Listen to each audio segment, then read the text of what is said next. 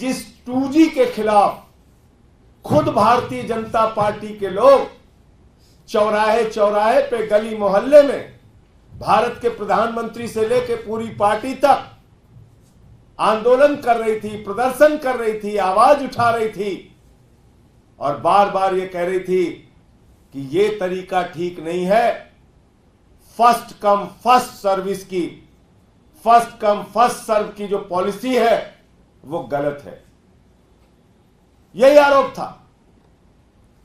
और 2012 में माननीय सर्वोच्च न्यायालय का ऐतिहासिक जजमेंट आया, ऐतिहासिक जजमेंट। उन्होंने कहा कि स्पेक्ट्रम जो बांटे जाएंगे, उसके लाइसेंस जो बांटे जाएंगे, उसकी नीलामी होनी चाहिए, उसका ऑक्शन होना चाहिए, उसको फर्स्ट कम फर्स्ट सर्व के बेसिस पे नहीं देना चाहिए। पहले आओ पहले पाओ की नीति को माननीय सर्वोच्च न्यायालय ने पूरी तरीके से नकारते हुए 2012 में ऐतिहासिक निर्णय दिया और कहा कि किसी भी हालत में पहले आओ पहले पाओ की नीति नहीं लागू होनी चाहिए, बल्कि स्पेक्ट्रम लाइसेंस के लिए आपको ऑक्शन का प्रोसेस अपनाना पड़ेगा, नीलामी का प्रोसेस अपनाना पड़ेगा। लेकिन मोदी जी और उनकी सरकार, भारत के प्रधानमंत्री पूरे देश के सामने आज बेनकाब हो गए।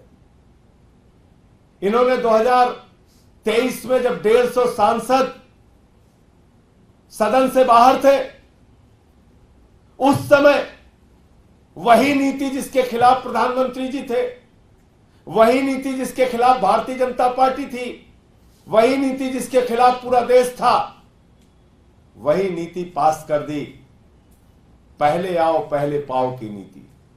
एडमिनिस्ट्रेटिव प्रोसेस से स्पेक्ट्रम लाइसेंस देने की नीति देश की संसद में उस समय पास की गई जब लोकतंत्र की हत्या करके 150 सांसदों को निलंबित करके बाहर किया गया था। भारत के प्रधानमंत्री कोई मामूली आदमी नहीं है, दुनिया के अपने आप को सबसे बड़ा ताकतवर नेता होने का दावा करते हैं।